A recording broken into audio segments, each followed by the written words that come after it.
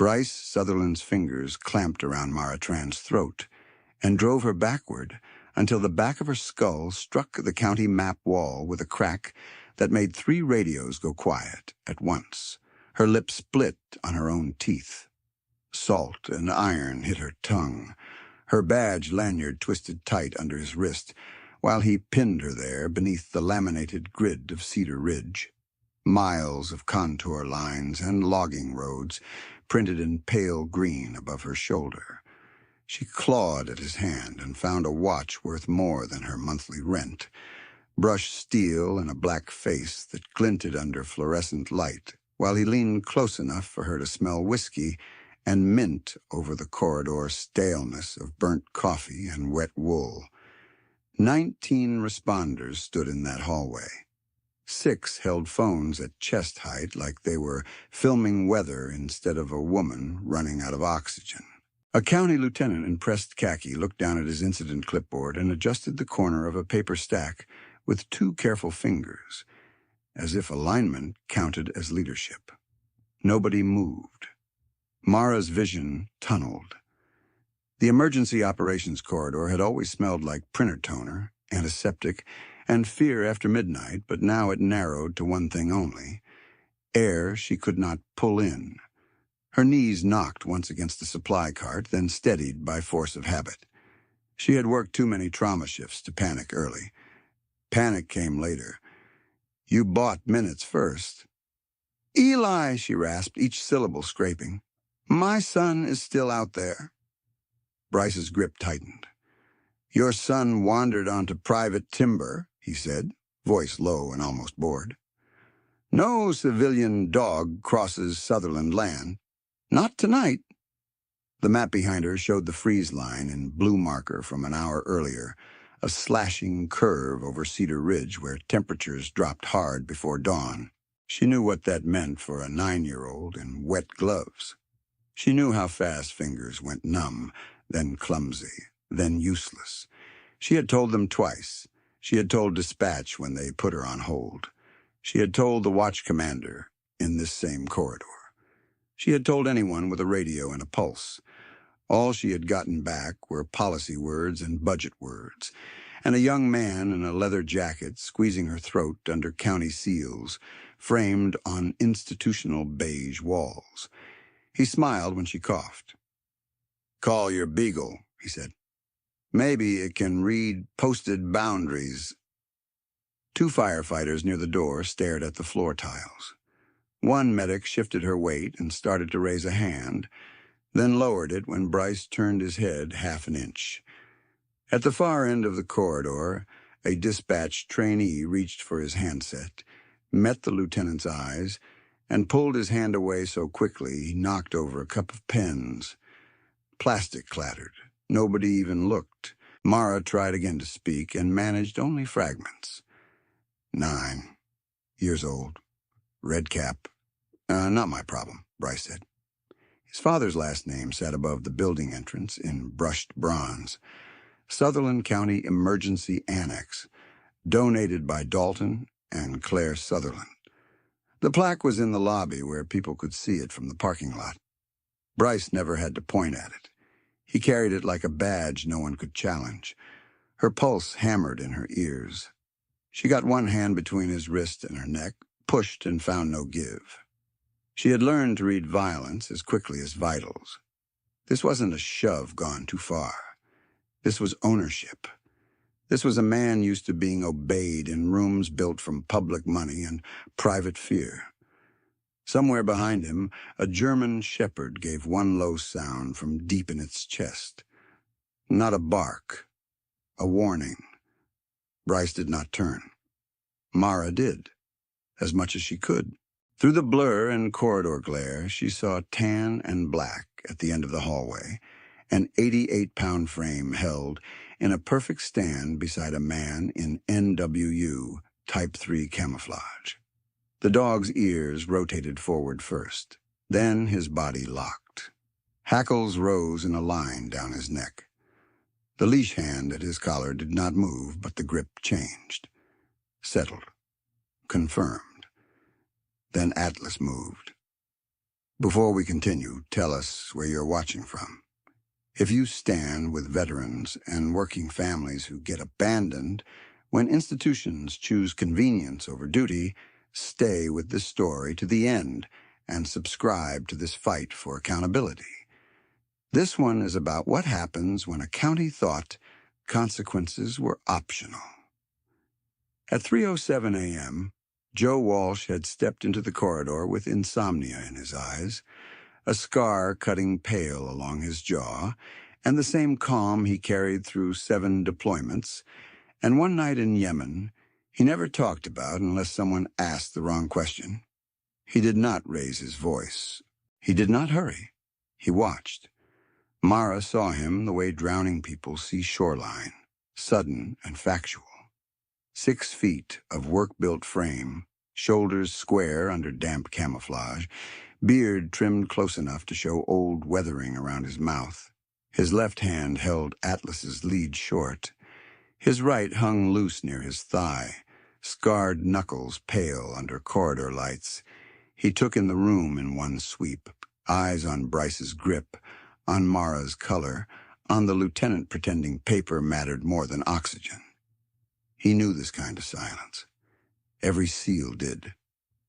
The silence right before a team leader decided whether the rules still served the mission or whether the mission had moved past them. A deputy near the wall lifted a palm at Joe as if traffic could be controlled by gesture. "Stand down," he said, voice thin. "This is county business." Joe looked at him once. The deputy lowered his hand. Bryce finally glanced over his shoulder, still pinning Mara. He gave Joe a short, dismissive laugh, the kind men learned when no one had ever made them pay for anything. "Who even are you?" Joe answered without looking at him. He was looking at Mara's airway, at the color in her face, at the half-second spacing between her breaths. "Release her." The corridor seemed to contract around those 2 words. Bryce tightened his fingers again on reflex, not strategy. Mara felt the pressure flare. Her heels scraped against the linoleum. The map edge cut into her shoulder blade where Cedar Ridge met the county line. One of the 6 people filming took a single step back to widen his frame and keep both men in shot. 19 responders. 6 cameras. 1 woman choking against a wall under emergency evacuation routes, and laminated hazard maps. Nobody helped. Joe shifted 1 pace closer. Atlas matched him without command, paw placement silent, eyes fixed on Bryce's throat and hands. The dog's tan and black saddleback looked almost bronze under the buzzing fluorescent strips, but his gaze was iron. Mara had seen trauma dogs in ER bays. This was different. This was a working animal with memory, the kind that had learned to read pulse, intent, and the tiny shoulder twitch that preceded bad decisions. Bryce's smile thinned. "You don't give orders here." Joe kept his voice level. "She can't breathe." A paramedic whispered, "He's right." So quietly it vanished into radio static. The lieutenant did not lift his head. Mara tasted blood again. Her fingers were colder now. She was tracking time the way she did in Code Blues, counting beats between interventions. Eli had been missing since before midnight. Every minute on this wall was a minute in timber where cold took small bodies in stages. First hands, then judgment, then hope. "Eli Tran," she forced out, looking at Joe now because Bryce's face had become noise. 9. Cedar Ridge freeze line. "Please." Joe's eyes flicked to her, and she saw recognition there, not of her name, but of the equation. Child, weather, delay, institutional stall. He had lived inside worse math. He nodded once, tiny, enough to tell her the message landed. Bryce saw the nod and mistook it for challenge. Men like him confused attention with disrespect. "My father owns this county," he said loud now, making sure the room heard him. "You touch me, and you lose everything." He had no idea what those words sounded like to a man who had already buried people for less. Atlas's growl rolled louder, low as distant thunder under steel beams. The nearest firefighter flinched. One of the phones lowered at last. The deputy by the wall took 2 steps back without deciding to. Joe stopped just outside arm's reach and squared his stance. Not aggressive, not uncertain, simply final. Mara watched his gaze settle on Bryce's wrist, where it crushed her airway. She watched him breathe once, deep and controlled, the way combat medics taught before hands went to works. In that hallway, power changed shape before anyone touched anyone. It moved away from plaques and family names and men who used county walls as leverage. It moved toward competence, toward oath, toward an old soldier and a wounded dog who had both been written off as too expensive, too damaged, too inconvenient for a budget sheet. The lieutenant finally looked up. Too late. Too late became a physical thing in that corridor, a weight that dropped through 19 sets of shoulders and landed in Mara's chest, while Bryce's hand still crushed her throat and Atlas's growl kept building under the fluorescent hum. Then Atlas moved. He did not lunge wild, and he did not bark. He stepped forward in 2 measured placements that brought 88 pounds of trained force inside Bryce Sutherland's peripheral vision, and that was enough to fracture the room's lie. The dog's tan and black saddleback caught the corridor light, gold over the spine and iron in the shadow under his ribs, and his ears pinned forward, with a focus Mara recognized from trauma bays right before the crash cart hit a doorway. Joe's left hand stayed on the lead, short and controlled. His right hand rose, open, not clenched, the hand of a man who knew exactly how little movement was required.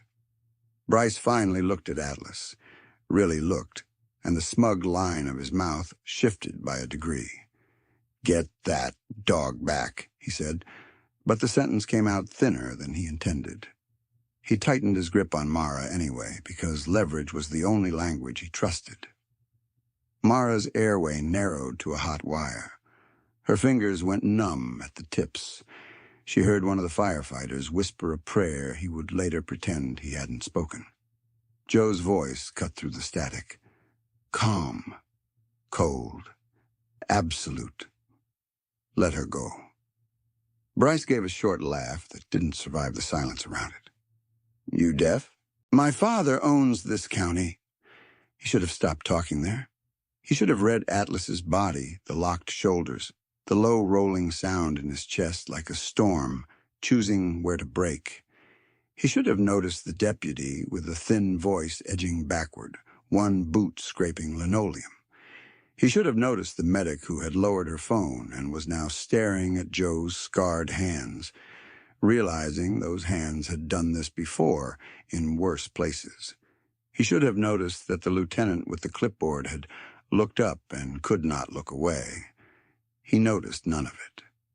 Mara saw Joe's gaze settle on one point only. Bryce's thumb pressed hard under her jaw. Joe's breathing slowed. One deliberate inhale, one exhale.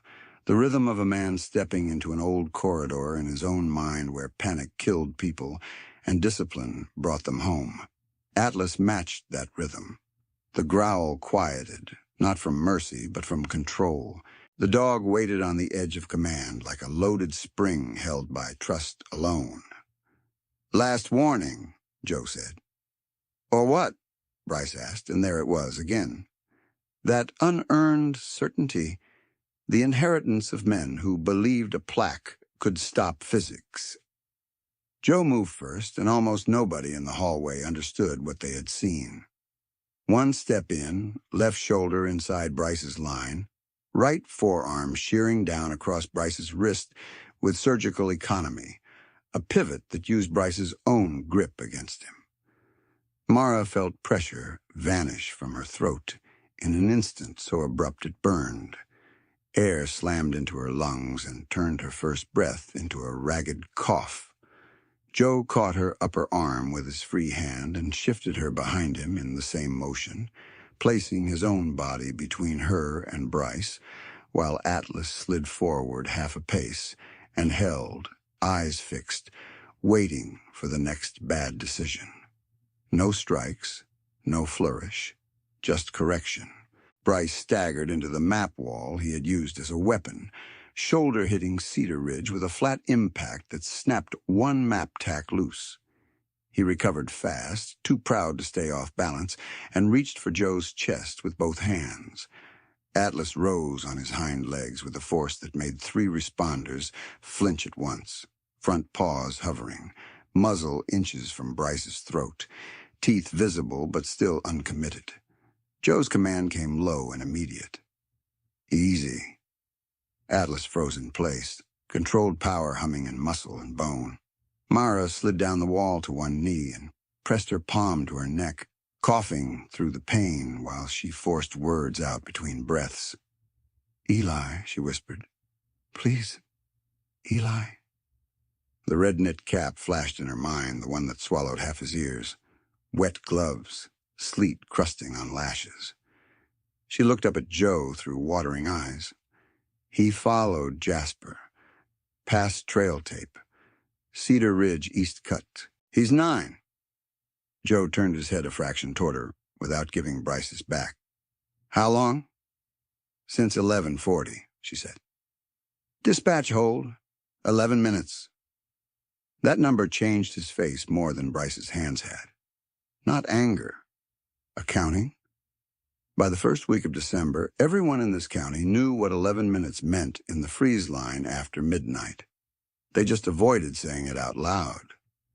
Bryce wiped his mouth with the back of his hand, furious now that physical reality had ignored his last name. "You just assaulted me in a county facility," he said. "Every camera in here got that." He swept one arm toward the 6 phones still lifted at chest height, though 2 were shaking. "You're done. Your dog's done. I'll have both put down and barred from every search perimeter." Joe gave him the same stare he might have given a malfunctioning radio. "Call it in," he said. For a second, Bryce blinked, thrown by the invitation. Men like him expected pleading, not procedure. He grabbed his own phone from his pocket and stabbed at the screen. "Dad," he snapped when the line connected. "Get Sheriff Cole down here right now. Some washed-up SEAL assaulted me and brought an unauthorized animal into EOC." Joe heard the word unauthorized, and his jaw set along the old scar. Mara saw it and understood, dimly, that this wasn't just tonight for him. This was older, buried under deployments and graves and meetings where people in clean offices used cost-benefit language to erase things that had bled for them. Atlas's nose lifted suddenly. 1 inhale, 2. His posture changed again. Less confrontation now, more hunt. Ears rotated toward Mara, then toward the exterior doors at the end of the corridor where cold air leaked under the jam in a thin draft. He pulled once against the lead, not hard, but with intent. Joe looked down at him. "You have scent." Atlas's entire body locked in answer. Mara fumbled at her scrub pocket with trembling fingers and pulled free a wool glove small enough to disappear in Joe's palm. Red stitching at the cuff. Dirt under one fingernail where Eli had been building rotor blades at the kitchen table from taped pharmacy boxes and refused to wash up when she called him to bed. She held the glove toward Joe and could barely keep it steady. "His."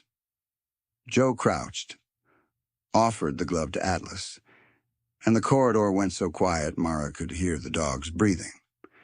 Atlas inhaled once, deep, then nudged the glove with his nose and gave a sharp, contained whine that carried more urgency than any siren in that building. Atlas and helicopter grids and failed extractions and budget votes had all led to this same narrow second, where a child was either found or lost, and everyone in uniform had to decide what their oath actually cost. Bryce stepped forward again, pointing at Joe as if accusation were a physical shield. No, that dog does not leave this hallway. You are not entering Sutherland Timber. You hear me? Not 1 inch. Joe stood. Move. You can order me. Joe looked past him to the lieutenant with the clipboard. Initiate active child search protocol. Missing minor. Exposure risk. K9 lead established. Log time now. Lieutenant's mouth opened and closed. He glanced toward Bryce, then toward the county seals on the wall, then at Mara kneeling on the floor with finger marks darkening under fluorescent light. Paper rustled in his hands. Habit fought conscience in real time. Mara watched his pen hover over the form, motionless. This is where I ask you to stay in this hallway with us. Tell us where you're listening from.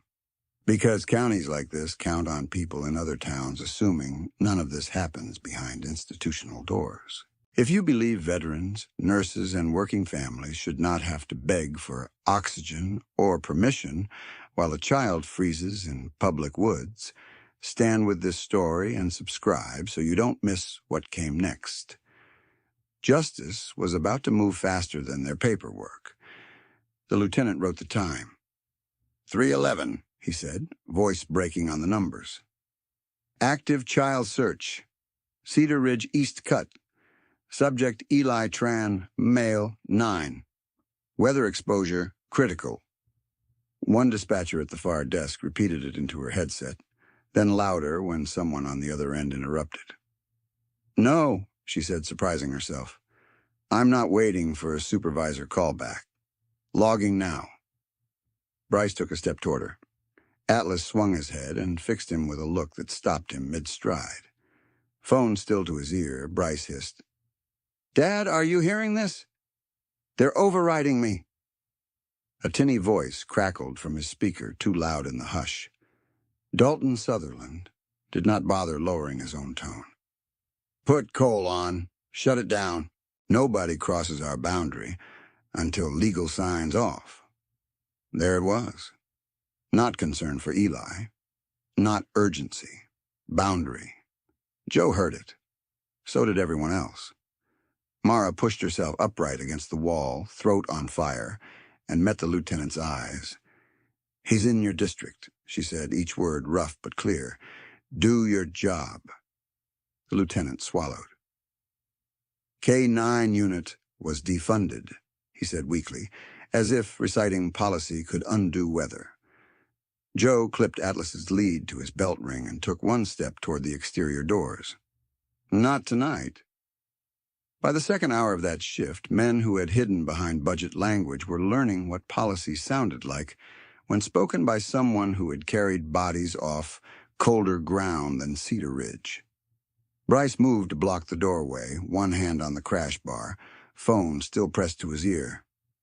You go out there, and you're trespassing on Sutherland property, he said.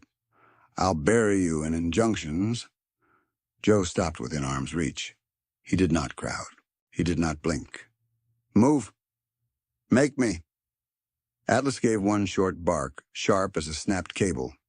The deputy with the thin voice finally found something like a spine and stepped between Bryce and the door, not facing Joe, facing Bryce. Sir, he said, if this kid dies while we stand here arguing title maps, I'm not wearing that. Bryce stared at him like betrayal was a language he had never heard.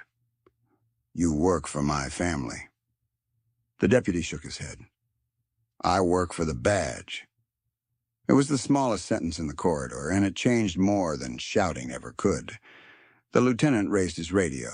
His hand still trembled, but he keyed up anyway. All units, this is EOC command. Deploy to Cedar Ridge East Cut. Civilian and volunteer teams stage at Gate 3. Thermal blankets, med kit, ropes, K9 lead in motion. Mara's knees nearly gave out from relief and terror arriving together. She grabbed Joe's sleeve once, just enough to anchor herself. He hates the dark, she whispered. If you call his name, don't shout. He shuts down when people shout. Joe nodded once. Got it? Atlas pressed his shoulder briefly against Mara's leg, then turned toward the doors, body taut, ready to run into sleet and timber and whatever waited beyond the county line, and a family name carved in bronze. Behind them, Bryce was still on his phone, still threatening, still invoking ownership, while the room he used to command moved around him at last. Nobody filmed now. Joe pushed the crash bar, and the corridor filled with a hard breath of sleet, and Mara stumbled after him with one hand on her throat, while Atlas leaned into the lead like a compass needle locking north. Then the story pulled backward because the woods had not started at 3:11 a.m. in a government hallway. They had started at a kitchen table under bad light, with tape, cardboard, and a 9-year-old who kept turning scraps into flight. Eli Tran's red knit cap was too big for him by 2 sizes and 1 grief.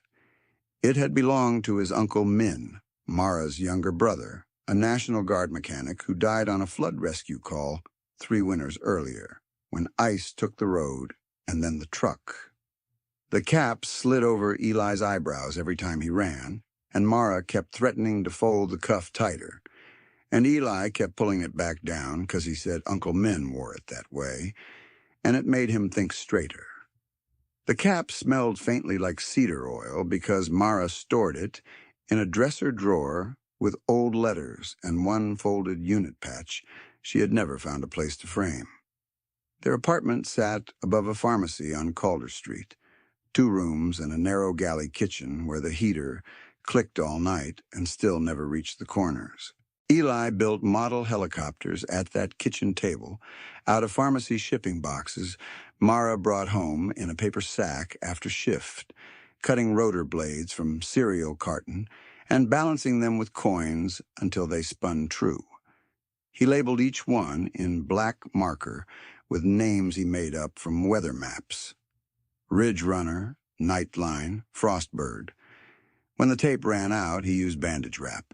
When glue ran out, he melted candle wax and learned it held better if he waited 10 seconds before pressing. He was 9. He had calluses on the side of his thumb from turning tiny screws with a borrowed eyeglass tool. Mara worked nights in the county ER because nights paid $1.90 more per hour, and because daylight reminded her too much of the man she had buried. Her husband, Daniel Tran, had been a National Guard medic who carried tourniquets in his truck even off duty and checked other people's pulse rates in grocery lines like it was a reflex. He died in a chain collision pileup on Highway 16 while trying to pull a stranger from a smoking sedan before first responders arrived. Mara did not tell that story often.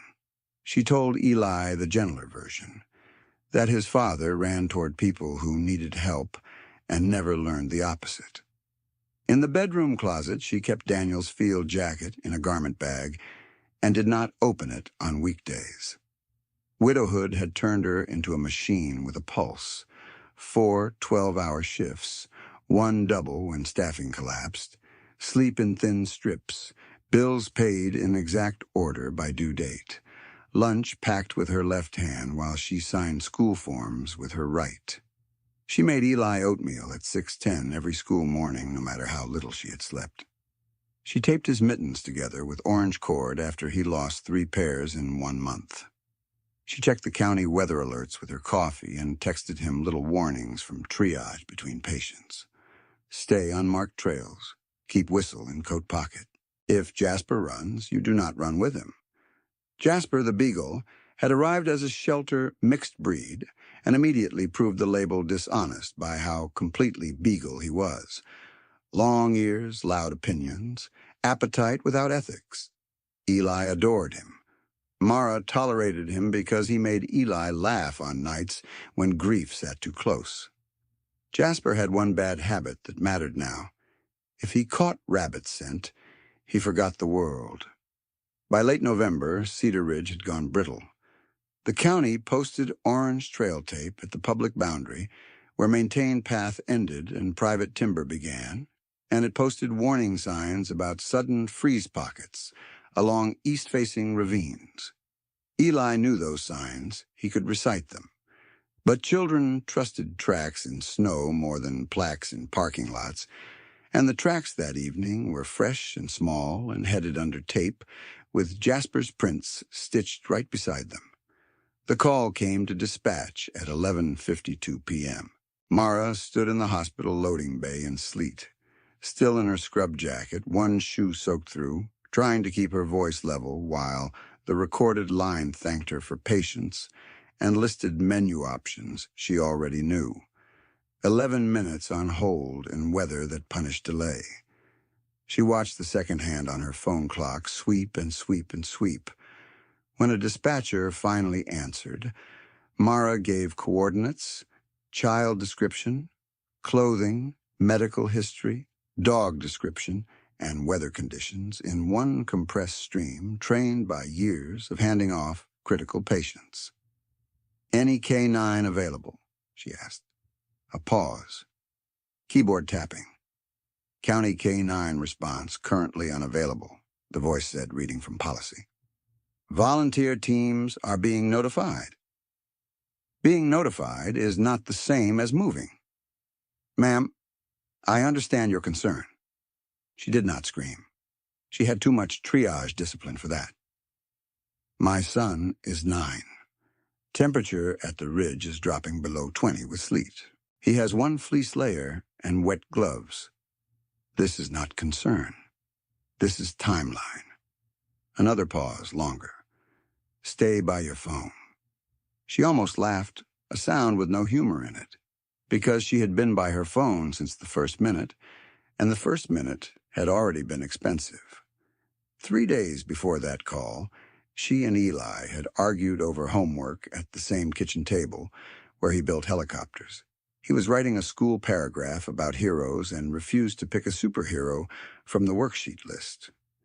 He wrote about his father instead, in blocky letters with too much pressure on the pencil. He made room for scared people to breathe. Mara had found him asleep over the page, cheek pressed to lined paper, red cap still on because he said it helped him think. She covered him with a blanket and finished charting meds for a patient she was monitoring from home through the hospital portal, because the night shift had gone short again. She had not expected heroism from the county. She had expected procedure, radios, boots, dogs if dogs were still funded. By the second week of October, she had already started tracking response time numbers after hearing 2 elderly hikers waited 90 minutes for location confirmation when one broke an ankle, past mile marker 4. She kept notes on her phone between medication rounds. Call time, dispatch callback, first unit arrival. The pattern was non-trivial and getting worse. Resource realignment, administrators called it. Efficiency. The words looked clean on meeting slides. They looked different in sleet. When Eli failed to answer his watch at 11:38, Mara called his teacher first, then the neighbor, then the grocery clerk who sometimes saw him cut through the alley with Jasper at dusk. No one had him. She drove to the trailhead with hazard lights on and found his boot prints at the taped boundary. Small heel drag on the left, where his lace always loosened. Jasper's tracks crossed under the tape. Eli's crossed too. She photographed the prints and sent them to dispatch with coordinates. She bagged one of Eli's gloves for scent because she remembered enough from Daniel's stories to know search dogs worked cleaner with undisturbed fabric. She marked the nearest service road gate with a strip torn from her scrub hem because the county marker had peeled off the post. She did all of this while waiting for people paid to do it first. When she reached the Emergency Operations Annex at 2:41 a.m., she still had sleet in her hair and hospital badge clipped to her jacket. She asked for the incident lead. She asked for thermal drone deployment. She asked for mutual aid from North County, which still kept 2 canine teams on reserve. She was told they were evaluating jurisdictional boundaries. She was told legal needed clearance for private timber entry. She was told not to interfere. She kept asking anyway. That was how she ended with Bryce Sutherland's fingers on her throat under a county map. And that was why the first thing she said after she could breathe again was not his name, not her own pain, only Eli. Because some people were irreplaceable in quiet ways institutions never learned to measure. Because a red cap waited in those woods, and a child who built helicopters from scrap had trusted the adults to come. Because they had been late. The county had trained itself to hear Mara Tran as a problem long before that corridor, and the training started with the name Sutherland on every surface that mattered. Dalton Sutherland did not hold elected office. He did not need to. He built leverage the way other men built decks and garages, beam by beam, permit by permit, donation by donation, until half the county stood on foundations carrying his signature. Sutherland Pediatric Wing, bright letters across the hospital facade where Mara clocked in each night. Sutherland Sheriff's Training Annex, steel and glass at the West Lot, where cadets ran scenario drills under his family crest, embossed in tile. Sutherland Community Ice Pavilion, Sutherland Performing Arts Grant, Sutherland Fire Recovery Fund.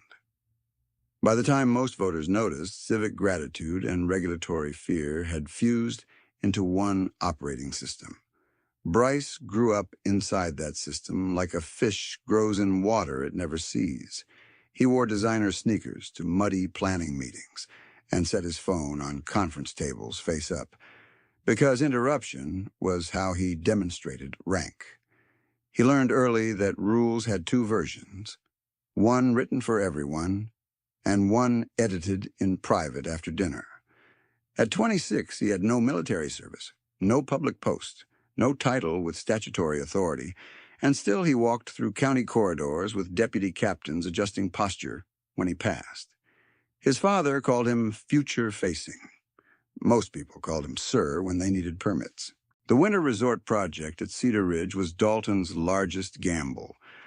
Luxury cabins, private lifts, heated access roads, and an exclusivity package marketed to out-of-state buyers who liked wilderness as long as it was curated. To make the numbers work, the project needed tax abatements, expedited environmental review, and reduced public access obligations along the East Cut, where old logging roads crossed newly acquired parcels. 2 county commissioners, Helen Crane and Victor Hartwell, championed the package after receiving legal campaign donations from Sutherland-affiliated firms and consultancy retainers routed through a development council Bryce chaired on paper for 11 months. Public hearing minutes called it growth. Procurement emails called it alignment. Search and rescue volunteers called it a bad idea in winter terrain. Then came the budget vote. The county board met on a Tuesday night in March under fluorescent lights that made everyone look gray. Agenda Item 7. B read Public Safety Resource Optimization. Bryce sat in the second row, not at the dais, leather portfolio on his lap, smiling at people before they spoke as if granting permission. The sheriff's office presented a slide deck claiming low utilization of K-9 assets and high maintenance cost variance. They cited kennel upgrades, handler overtime, and veterinary line items with no mention of post-cut response degradation in adjacent counties. They projected savings if K-9 deployment was eliminated and replaced with volunteer-led track support and drone partnerships. Mara watched the stream replay weeks later and paused on one frame where the utilization chart's date range began after a month when one handler was out on injury leave, suppressing call volume. Data shaped to a conclusion. Joe Walsh filed a public comment that night from the back row in NWU Type 3 camouflage, concise and unadorned. He cited terrain reality, weather windows, scent decay curves in sleet, and the operational lag between call intake and drone launch in timber canopy. He did not raise his voice. He did not name Dalton. He stated that cutting K9 capacity in this county would cost lives, likely children or elderly hikers first. The board chair thanked him for service and moved to vote in under 4 minutes, 3-2. Motion passed. 2 months later, the county announced an asset disposition process for working dogs no longer funded under revised structure. One of those dogs was Atlas. The transfer packet listed Atlas as a retired MWD with residual hip impairment and limited municipal utility. Joe read that sentence twice in his truck outside the annex and felt the old Yemen night rise under his skin, the one where extraction went bad. Petty Officer Nolan Price bled out despite 2 tourniquets, and every trick a field medic knew. And Joe learned what it meant to carry a teammate's last radio call home. He recognized the same edge in Atlas that he lived with. Hypervigilance mistaken for damage by people who had never needed it to survive. The bureaucracy took 6 weeks.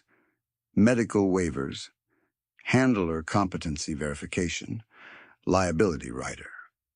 An appeal when someone in procurement flagged Atlas for interstate transfer to a private contractor. Joe fought each form like it was a door.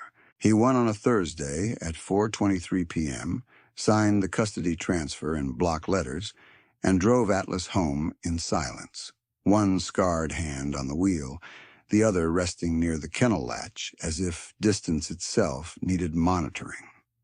At the next commissioner breakfast, Bryce joked that veterans were emotionally attached to obsolete assets. 3 people laughed because Bryce laughed first. He kept his influence casual in public and exact in private. When a deputy challenged a boundary enforcement memo on Cedar Ridge access roads, the deputy found his transfer request delayed. When a volunteer search captain asked for memoranda clarifying winter gate protocols, county legal replied with redactions thick as paint. When hospital administrators considered joining a regional emergency mutual aid canine agreement, the proposal stalled in finance until budget season passed. Dalton never shouted. That was part of the method. He invited, advised, donated, and deferred.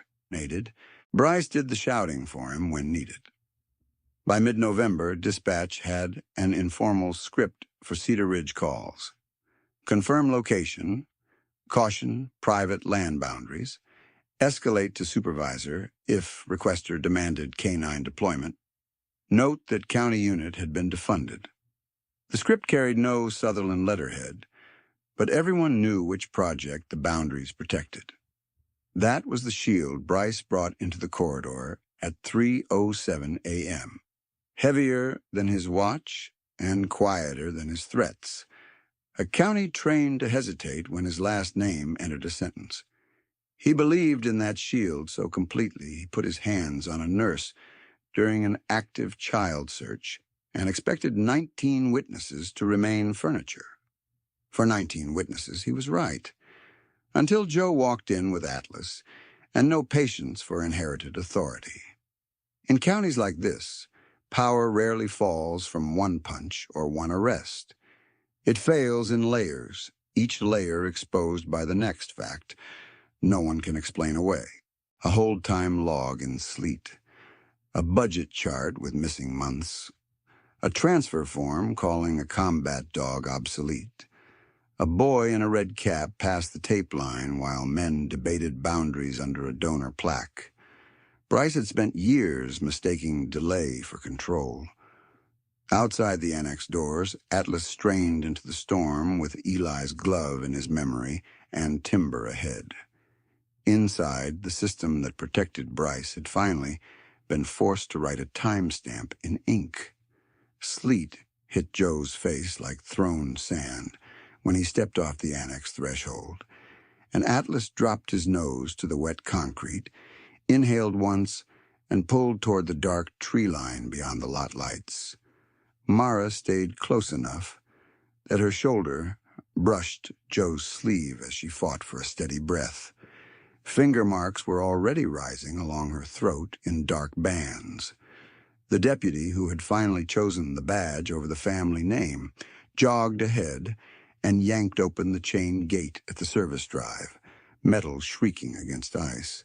Behind them, radios layered over each other in clipped bursts, unit numbers, coordinates, weather updates, and one dispatcher, repeating Eli's description until it sounded like prayer by repetition. "Talk to me," Joe said without looking away from Atlas. "Red cap," Mara whispered. "Blue coat. Gray gloves, one missing now. He answers if you keep your voice low. If he thinks he's in trouble, he hides." Joe nodded once and held out his hand for the glove again. Mara passed it over, wool soaked with sleet and her own shaking. Atlas took the scent with a deep, deliberate inhale, then pressed forward hard enough that Joe had to roll his shoulder to absorb the pull. Pain lit down that shoulder instantly, old scar tissue tightening under cold and motion. The same burn, same line from collarbone into the back joint. Yemen never stayed in Yemen when temperatures dropped. He kept moving. They cut across the lot toward the county rescue truck, tires crusted white, engine idling rough. The lieutenant from the hallway stood by the passenger door with a radio in one hand and guilt plain on his face. "Gate 3 teams staging," he said. "North Trail volunteers are 5 minutes out. Sheriff's office says hold at posted boundary until legal." Joe stopped and looked at him. The lieutenant swallowed and corrected himself. "Until child is located." "Better." Mara climbed into the back seat and coughed into her sleeve. Joe clipped Atlas to the anchor ring in the truck bed, then climbed in beside him instead of taking the cab. He preferred open sight lines and no doors between him and the dog. The truck lurched forward, fish-tailed once, then caught traction, and headed for Cedar Ridge Road under rotating amber lights. At 3:19 a.m., sleet turned to hard needles of ice that rattled against the roll cage and made every exposed surface shine like glass. Joe braced his boots and watched tree shadows flash past. He counted turns and exits without deciding to do it. One habit among many he had brought home and never unpacked.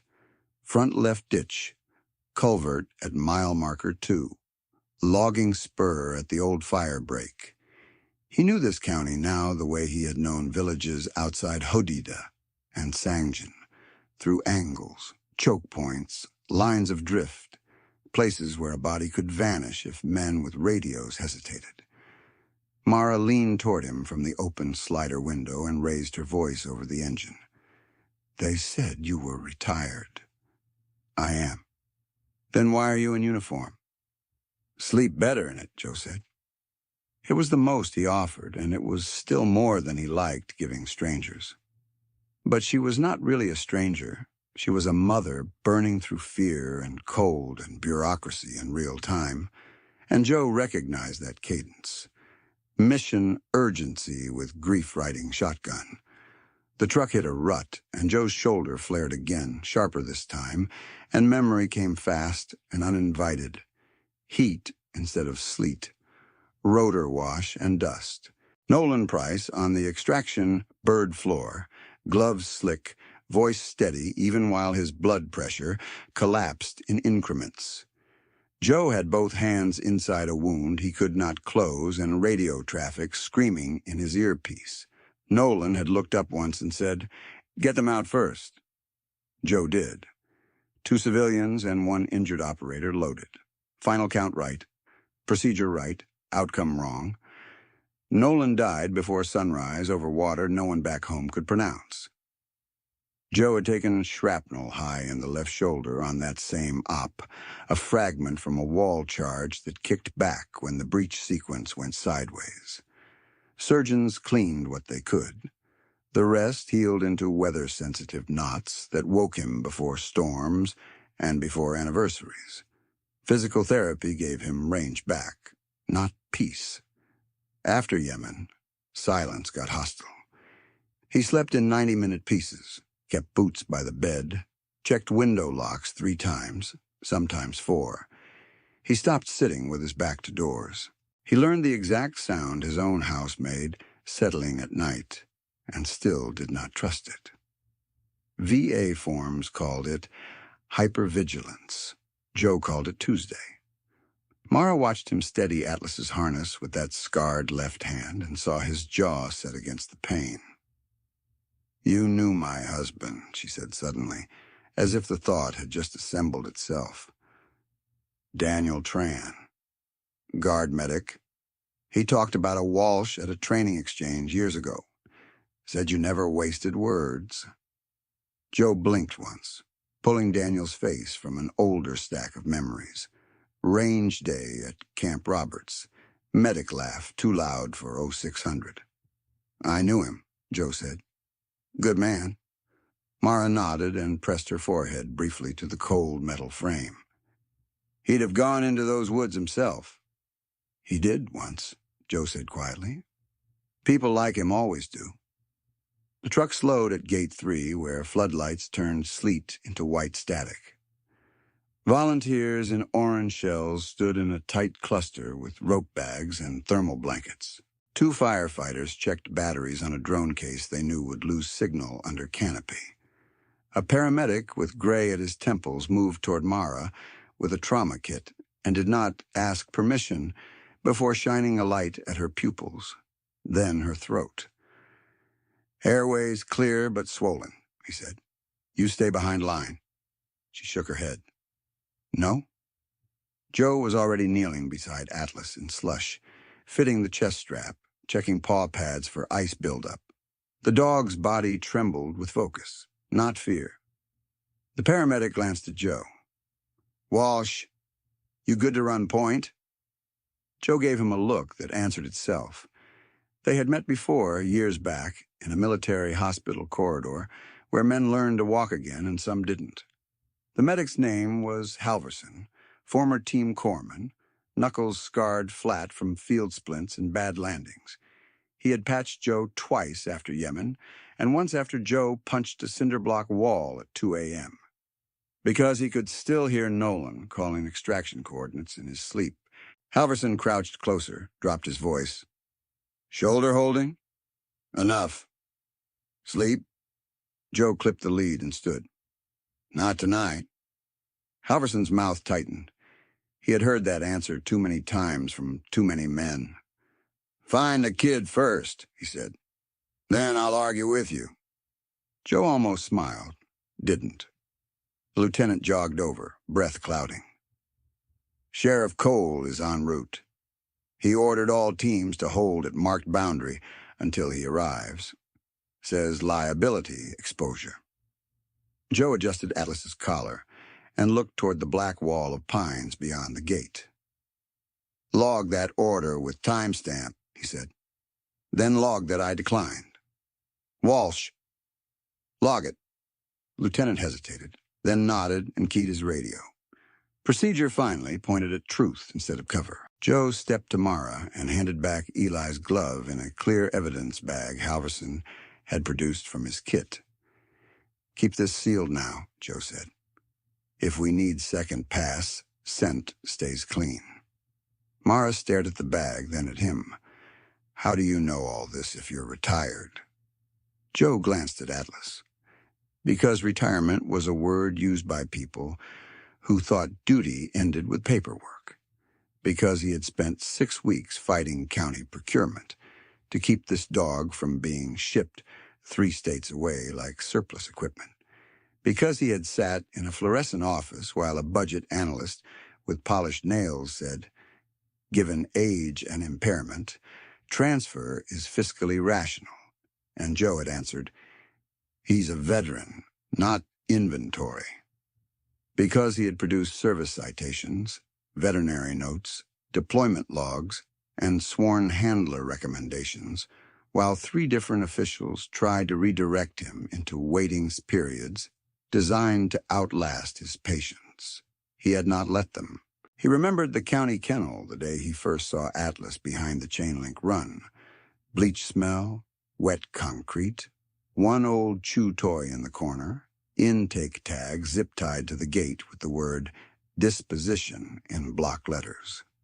Atlas had stood when Joe approached, weight shifted off the left hip, eyes bright and guarded.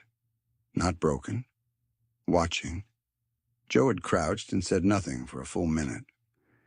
Atlas stepped forward, touched nose to Joe's wrist scar, and exhaled. Contract signed 6 days later after one final appeal hearing where Joe wore NWU Type 3 and looked each commissioner in the eye while reading Atlas's service record aloud until the room stopped pretending numbers were abstract. Mara read the answer on his face before he spoke. "Because I had to," he said. Atlas suddenly drove his nose into the wind, ears snapping forward. His body locked, then angled toward a narrow service track that cut around the posted trail and dropped into the east timber. Joe felt the change through the lead like live current. "He's got a line," Joe said. They moved. The first 100 yards were shale and frozen mud. Atlas threaded between scrub pines, tail level, gait smooth despite the old hip injury that made itself known only on steep climbs. Joe stayed half a pace behind, giving line, reading microsignals, head high for air scent, head low for ground, short cast left, then right, when scent cone fragmented over icy runoff. Mara followed with Halverson and the deputy, boots slipping, breath ragged but controlled. No one talked for 2 minutes except for Joe's quiet commands. "Track. Easy. Good." Then the deputy, trying to fill fear with information, said, "I heard this dog was from overseas." Joe kept his eyes on Atlas. "Afghanistan first, then 2 more rotations, then Yemen support. How many finds?" 23 lives credited in route clearance and recovery." The deputy went silent. They reached a stand of deadfall where wind tunneled down a drainage cut and took heat through seams and cuffs. Atlas slowed, sampled, then made a tight arc around a half-buried marker stake painted with Sutherland timber boundary red. Beyond it, the trees thickened and the ground dropped toward a black ravine. Joe unclipped a chem light, snapped it once, and hung it on a branch for trailing teams. Mara stumbled at the marker and caught herself on a trunk. "He crossed this," she said. "Eli crossed this." Joe nodded. "Jasper, too." "How do you know?" Atlas answered first, pawing once at a shallow print filled with sleet melt. Small boot tread beside splayed dog tracks, fresh enough that edges hadn't rounded. Joe said, "Because Atlas says so." He knelt and ran a gloved hand along Atlas's flank, feeling the old scar seam near the left hip under wet fur. Kandahar had put that scar there. Pressure plate blast on a route sweep outside Panjwai, 14-man element in staggered file, Atlas alerting hard 2 steps before lead operator reached the trigger point. Joe hadn't been on that patrol, but he had read the report and later heard it from the handler who survived. Atlas had taken shrapnel when EOD charge cooked off secondary fragments from buried metal. Hip torn open, 2 surgeries. Returned to duty after rehab because the dog kept trying to stand whenever boots hit the kennel aisle. Forgotten hero, budget line item, obsolete asset, same animal. Joe tightened the strap once more and leaned close to Atlas's ear. "One more," he said. Atlas pressed his head briefly against Joe's chest, then turned and pulled downhill into the dark, carrying 23 saved lives in his muscle memory and 1 missing boy at the end of his lead. Atlas pressed downhill through black timber, and Joe gave him line. The slope dropped fast into a drainage cut where sleet glazed every root and turned loose shale into marbles under their boots. Mara slipped, caught a branch, and kept moving with her jaw clenched against pain every time she swallowed. Halverson stayed on her left, one hand hovering near her elbow without touching, unless she asked, while the deputy trailed 6 paces back, radio cupped to his ear as dispatch fed updates in clipped bursts. Wind moved through the pines in long, hollow breaths, and each breath stole heat from wrists, neck, and the wet seam at the base of Joe's collar. Atlas's ears rotated forward. His body locked for half a second. Then he cut right, nose low, pulling toward a narrow channel where runoff had carved a shoulder-wide trench between alder and stone. Joe followed the change immediately. "Track," he said. By 3:27 a.m., the cold had worked through 3 layers and made everyone less patient, less careful, and more honest. Mara heard Eli in every sound now, in the scrape of branches, in the small click of ice breaking under her boots, in a distant creak that could have been a tree shifting or a child trying to call with no breath to spare. The hallway kept flashing behind her eyes anyway. Bryce's wristwatch at her throat, the lieutenant studying paper, 6 phones raised. Same county, same fear, different walls. Out here the walls were pine and dark and private boundary posts painted in Sutherland red. But the hesitation smelled the same. Nobody said it, but everyone was counting the same number in their heads. How long a 9-year-old could stay functional in wet gloves before thought got slow and direction started to fail. Atlas stopped at a split in the drainage and cast left, right, left in tight arcs, sorting scent in the sleet wash. Joe crouched beside him, read the movement, then looked at the ground under his light. Child boot print, partial heel, tread matched to the photo Mara sent dispatch. Dog track overlaid twice, probably Jasper circling back. Joe pointed. Mara nodded once, breath shaking. He was still walking here, Joe said. Not dragged. Her eyes closed for one beat of relief so brief it barely existed. Then we still have him. They pushed another 80 yards and reached an unmarked service road cut into the hillside, fresh gravel under a skin of ice, too new to appear on county trail maps. A locked steel gate blocked the road, private access stenciled in reflective white, Sutherland timber placard bolted beside it. Atlas ignored the center, drove straight to the hinge side where runoff had washed a gap under the lower bar, then jammed his muzzle into the opening and whined hard. "He wants through," the deputy said. "He has through," Joe answered. He tested the chain with one gloved hand. Case hardened, new. Halverson stepped up with bolt cutters from the rope bag, then hesitated, when radio traffic cracked loud in the dark. "All units stand by," dispatch said. "Per Sheriff Cole, no entry beyond private boundary pending legal authorization. Repeat, hold position." The deputy looked at Joe, then at the chain. His face did the same fight it had done in the corridor, policy against pulse. Mara took one step toward the gate, voice raw. "My son is not a liability memo." Before anyone moved, headlights slammed through the trees from uphill and washed the road in white. 2 side-by-sides skidded to a stop 10 yards out. Doors open. Bryce Sutherland stepped down first in a leather jacket over cashmere, no hat, expensive boots already wet at the edges. Sheriff Cole came out behind him. Parka zipped high, hand resting near his radio, as if he expected resistance and wanted a witness to call it procedure. 10 county responders had arrived in staggered positions along the road by then, and not one of them stepped in front of Mara when Bryce closed distance. He reached her before Halverson could angle between them and caught her by the upper arm, fingers digging into the bruise he had already made in the corridor. Mara flinched, but did not give ground. "You were told to stand down," Bryce said. "You don't set terms on my land." Joe covered the gap in 3 strides and stopped inside arm's reach. Atlas came with him, shoulders high, tail level, a low sound building in his chest like distant thunder finding rock. "Hands off," Joe said.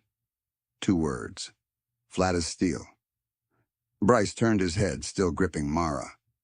You don't give commands here, he said, louder now so Cole and the others could hear. Sheriff, put this man in cuffs. He assaulted me in County EOC, and now he's trespassing with an unauthorized dog. Cole shifted, eyes on Joe, then on Atlas, then on Bryce's hand crushing Mara's arm. Walsh, step back, he said. We'll handle search protocol. Mara pulled once, couldn't break free, and hissed through her teeth.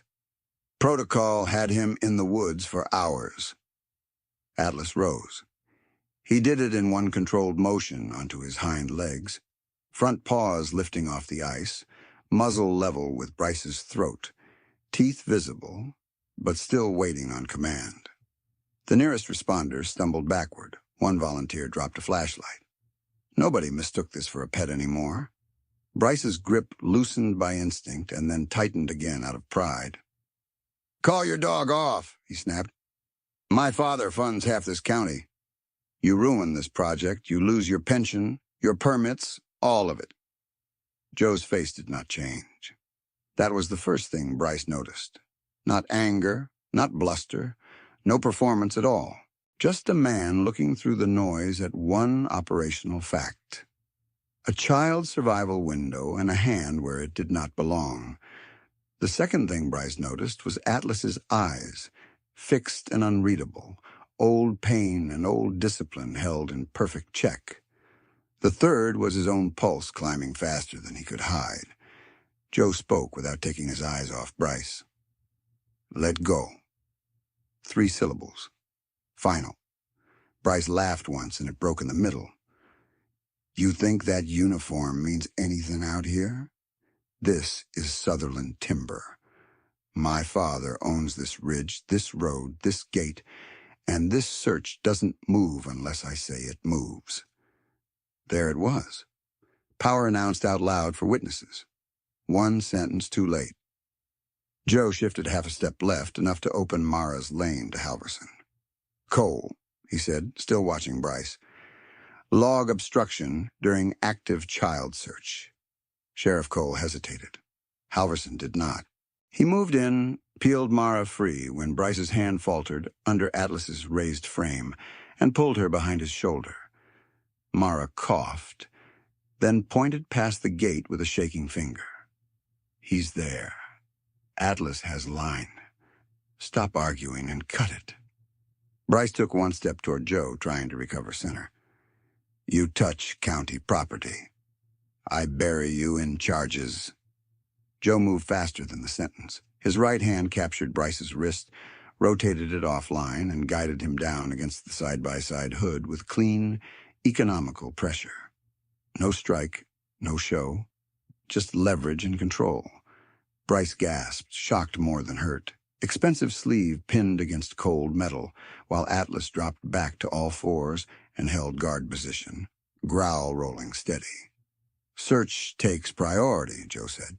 You are done talking. The road went silent except for sleet ticking on vehicle hoods. Cole finally keyed his radio. Dispatch, copy possible obstruction by civilian male at Gate 3 Extension. Active child search continues. Mark time, 3:31. The words sounded like defeat in his mouth. Bryce twisted under Joe's hold, face flushed now, bravado cracking around the edges. He looked at the ring of responders, waiting for one of them to restore his old gravity.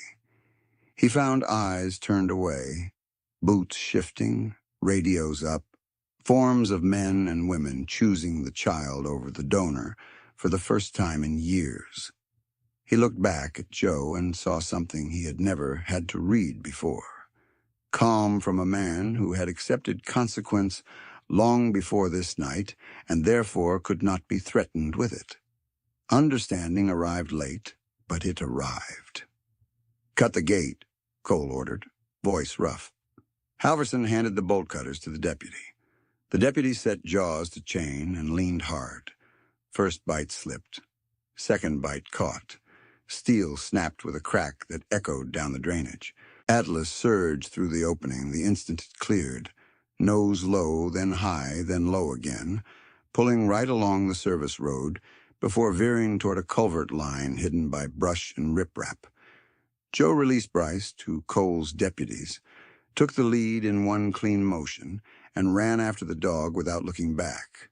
Mara ran too, pain and cold and fear stripped down to one direction only. Behind them, Cole's voice chased over radio traffic, ordering perimeter units, evidence tech, and body cam activation. One deputy read Bryce his rights while Bryce shouted family names into the dark as if names could reverse time. Ahead, Atlas gave one sharp, alert bark and drove toward a concrete drainage mouth half buried in frozen reeds, where the wind carried a faint sound back out of the pipe. Not the wind. A child's voice, thin but alive. Joe dropped to one knee at the culvert mouth, sleet running off his beard, and kept his tone low enough to hold, not startle. "Eli, it's Joe. I'm with your mom." A pause inside the concrete tube. A shiver of breath. Jasper's stuck. Atlas shoved his muzzle forward, gave two sharp barks, then went rigid again, nose cutting left toward brush that looked wrong in the beam spread. Joe clocked it and filed it. First the kid, then the rest. He clipped his own belt line to Halverson's rescue rope, took a thermal blanket from Mara without looking up, and slid into the culvert on his forearms. Ice water soaked his sleeves instantly.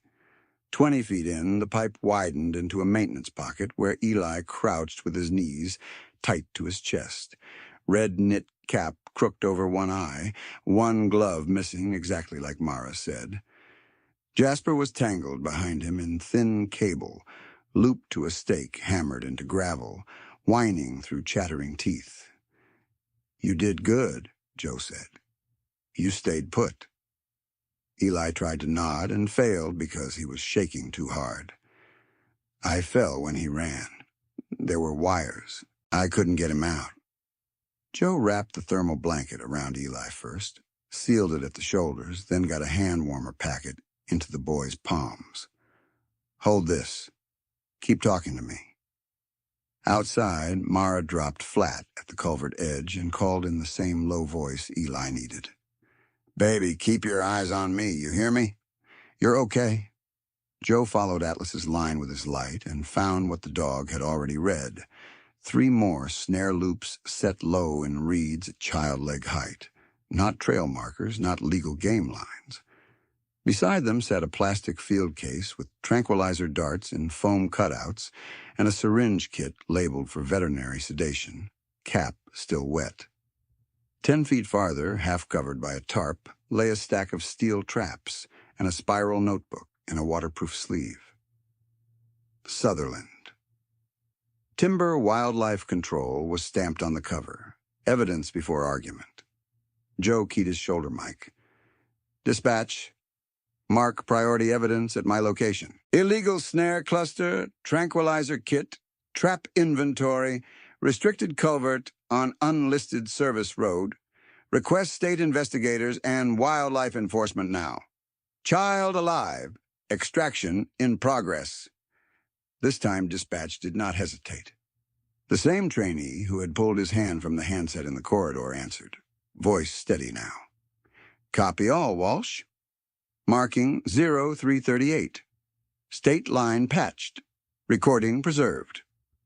Joe cut Jasper free with Halverson's trauma shears, handed the beagle forward, then backed Eli out inch by inch while Halverson and the deputy took tension on the rope. When Eli cleared the mouth, Mara gathered him so fast she almost toppled sideways into slush. Blanket, cap, wet hair, all of him under her hands as if touch alone could reset the night. He was crying now. So was she. Neither tried to hide it. Atlas stood over them for 1 second, then turned back to the brush and barked once, hard. Sheriff Cole arrived at a run with 2 deputies and stopped dead when his light hit the snare line and tranquilizer case. "Secure the scene," he snapped, louder than necessary, trying to reclaim ground already gone. "Nobody touches anything." "Too late to bury it," Halverson said. Bryce shouted from uphill, where one deputy kept him by a side-by-side door. "Those are predator controls. Legal. You're trespassing on managed land." Dalton Sutherland's voice came through Bryce's still open phone speaker, cold and crisp. "Cole, shut this down. Right now." Cole looked at the phone, then at Eli wrapped in county thermal stock, then at Mara's throat bruises under floodlight. The math finally became public. He took Bryce's phone, held it away from his own face, and said, "Mr. Sutherland, this line is now part of an active criminal record." Then he ended the call. Bryce lunged a half step, and a deputy pulled him back in cuffs. At 3:46 a.m., State Wildlife Enforcement rolled through Gate 3, followed by a state investigator from the Attorney General's regional office in a plain parka, with a body camera already running. She took one look at the notebook, the dart kit, the snare placements, and asked Cole, "Who ordered responders to hold at boundary?" Cole didn't answer fast enough. The lieutenant from the corridor did. He stepped forward, rain beating on his clipboard. "I did, on Sheriff Cole's relay. And I delayed log entry earlier tonight because Bryce Sutherland pressured command staff to wait for legal. I wrote the timestamp when Walsh ordered active protocol. It's on my board and in CAD now." He handed over the clipboard with shaking hands. Paper no longer shielded anyone. It became evidence. By 4:02 a.m., every physical thread had a tag. Eli's recovered glove, resealed after scent use, went into a child recovery packet with Mara's initials. The cut-gate chain was bagged as forced entry necessity under emergency doctrine. The tranquilizer kit, darts, and notebook were photographed in place, then boxed. Mara's dispatch hold screenshot and call log were uploaded from her phone directly to the state investigator's tablet. The 6 hallway videos were seized by consent from responders who had filmed instead of intervened. One medic handed hers over without being asked and whispered, "I should have moved." The corridor security feed, including Bryce's grip at the map wall and the lieutenant's delayed response, was locked under litigation hold before dawn. The strange details stopped being rumors and started being exhibits. The unlisted service road not on county maps. The freeze line marker on the corridor wall matching the exact search zone they were told to avoid. Mara's torn scrub hem strip, tied to a post, photographed by the first trailing volunteer, and used to confirm her original entry point when officials claimed confusion. Even the loose map tack from Bryce's impact point was logged in scene photos. Cedar Ridge corner hanging where his shoulder had struck. At 4:19 a.m., Cole read Bryce's rights in full audio range while state investigators stood beside him. Bryce tried the old sentence one more time. "My father funds this county." The investigator answered before Cole could. "Then your father can fund counsel." Dawn came as a gray wash over the command tent at Gate 3, generators humming, coffee burnt down to sludge, boots steaming around heater vents. Eli sat on a cot, in dry county sweats, oxygen cannula gone, color back in his face. His left hand stayed buried in Atlas's ruff, fingers opening and closing on tan and black fur that turned gold where sunrise found it.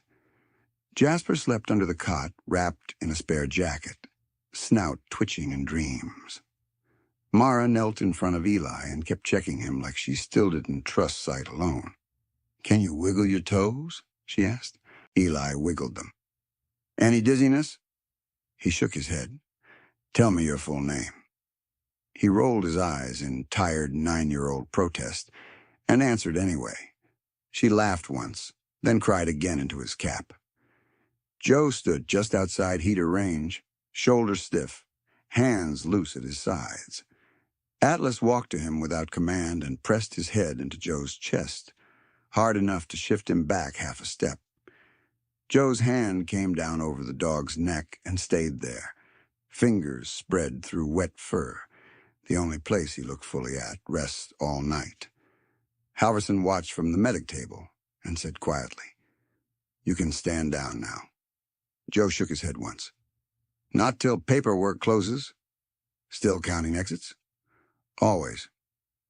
By 7:11 a.m., the callback from every external contact had arrived in plain language.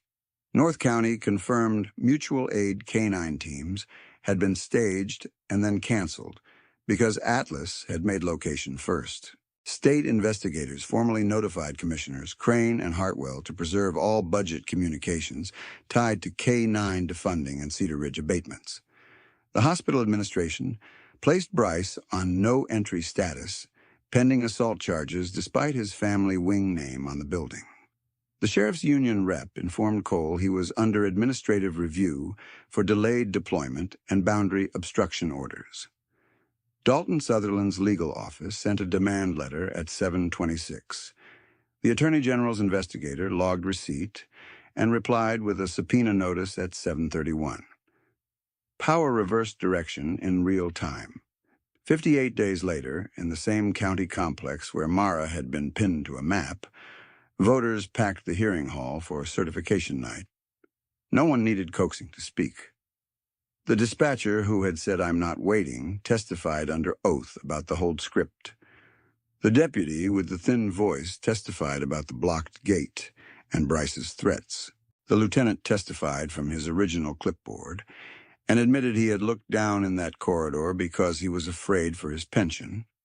Then he looked up because a child was freezing, and fear was no defense.